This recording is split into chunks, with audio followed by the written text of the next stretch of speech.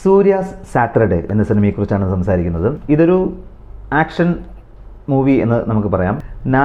നാനിയാണ് കേന്ദ്ര കഥാപാത്രം അവതരിപ്പിക്കുന്നത്. ഒരുപാട് നമുക്ക് ഫെമിലിയർ ആയിട്ടുള്ള ആർട്ടിസ്റ്റുകൾ സിനിമയ്ക്കുള്ളിലുണ്ട്.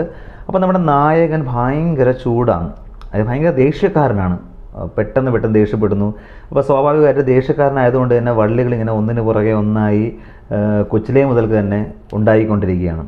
അങ്ങനെ അച്ഛനും അമ്മയും ഭയങ്കര ടെൻഷനായിട്ട് അമ്മ കുഞ്ഞിന് ഇവൻ്റെ ഈ ദേഷ്യം ഒഴിവാക്കാനായിട്ട് ഒരു സൂത്രം പറഞ്ഞു കൊടുക്കുകയും അതിൻ്റെ അവസാനമായിട്ട് ശനിയാഴ്ച മാത്രമേ നീ നിൻ്റെ ദേഷ്യം കാണിക്കാവൂ, ബാക്കി ദിവസങ്ങളിൽ ദേഷ്യം വന്നാലും അത് നീ അങ്ങനെ പ്രകടിപ്പിക്കരുത്, നിൻ്റെ ദിവസം ശനിയാഴ്ചയാണ്, ബാക്കി ദിവസങ്ങളിൽ എന്തെങ്കിലും ദേഷ്യമോ ഒക്കെ ഉണ്ടാവുകയാണെങ്കിൽ അതൊക്കെ ഇങ്ങനെ പ്രകടിപ്പിക്കാതെ മനസ്സിൽ വെക്കുക, ശനിയാഴ്ച ആകുമ്പോഴും അയാളോടുള്ള ദേഷ്യം അതുപോലെ നിൽക്കുകയാണെങ്കിൽ നീ അന്ന് എന്തെന്ന് വെച്ചാൽ നിനക്ക് തോന്നുന്നത് പോലെ ചെയ്തോ. ആ ഒരു രീതിക്ക് അമ്മ ചിട്ടപ്പെടുത്തി കൊടുക്കുകയാണ്. തുടർന്ന് അമ്മയുടെ മരണം സംഭവിക്കുന്നു. അപ്പം അമ്മ മരിച്ചതും കൂടി കൊണ്ട് തന്നെ പുള്ളിക്കാരൻ ഭയങ്കര സ്ട്രിക്റ്റായിട്ട് ആ ഒരു കാര്യം ഫോളോ ചെയ്ത് വരികയാണ് അയാളുടെ ലൈഫിൽ.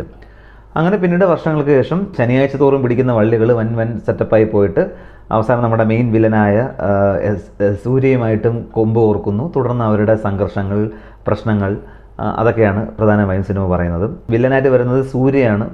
നമുക്ക് പറയേണ്ട കാര്യമില്ല, ഒരു എക്സ്ട്രാ ഓർഡിനറി ആക്ടറാണ് പുള്ളിക്കാരൻ.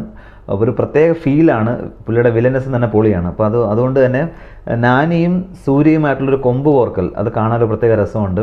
അപ്പോൾ സൂര്യയുടെ ക്യാരക്ടർ ഡിസൈൻ ചെയ്തിരിക്കുന്നതും അത് ഇങ്ങനെ എസ്റ്റാബ്ലിഷ് ചെയ്ത് വരുന്നതൊക്കെ നല്ല രസമാണ്. അപ്പോൾ നാച്ചുറലി അങ്ങേര് കിടിലമായിട്ട് ചെയ്ത് വെക്കുന്ന സാധനം ആയതുകൊണ്ട് തന്നെ ഭയങ്കര രസമുണ്ട് അയാളുടെ ആ ഒരു ക്യാരക്ടറൈസേഷനും അതിൻ്റെ ഒരു പ്രസൻറ്റേഷനും ഒക്കെ. നാനി ആസ് യൂഷ്വൽ നല്ല രസമായിട്ട് ചെയ്തിട്ടുണ്ട്. അപ്പോൾ മൊത്തത്തിൽ സിനിമ എങ്ങനെയാണെന്ന് വെച്ച് കഴിഞ്ഞാൽ എനിക്ക് സിനിമ ഇഷ്ടമായി, കണ്ടുകൊണ്ടിരിക്കാൻ നല്ല രസമുള്ള ഒരു സിനിമയാണ്. പൊതുവെ എനിക്ക് നാനീനെ ഇഷ്ടമാണ്, അതുകൊണ്ട് തന്നെ പുള്ളിക്കാരൻ്റെ പടങ്ങളൊക്കെ എനിക്ക് താല്പര്യമുള്ളതാണ്. ഇപ്പോൾ ഈ ഇഷ്ടമൊക്കെ മാറ്റിവെച്ചാൽ പോലും ഏതൊരാളും കണ്ടാൽ ആസ്വദിക്കാൻ കഴിയുന്ന തരത്തിലുള്ളൊരു മേക്കിംഗ് ആണ് സിനിമയിലുള്ളത്. പിന്നെ എടുത്തു പറയാവുന്നത് നമ്മുടെ മലയാളി കൂടിയായ ജെയ്ക്സ് ബിജോയാണ് മ്യൂസിക് ആൻഡ് ബാക്ക്ഗ്രൗണ്ട് സ്കോർ ചെയ്തിരിക്കുന്നത്. പുള്ളിയുടെ ബാക്ക്ഗ്രൗണ്ട് സ്കോർ പൊളിയായിരുന്നു, നല്ല രസമായിരുന്നു കേൾക്കാനായിട്ട്.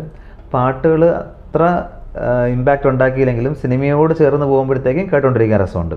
വേറെ അങ്ങനെ പറയത്തക്ക കാര്യങ്ങളൊന്നുമില്ല. സിനിമ നല്ല രസമുള്ളൊരു സിനിമയാണ്. അടുത്തുള്ള തിയേറ്ററുകളിൽ സിനിമയുണ്ട്, നിങ്ങൾ കാണുക, വിലയിരുത്തുക.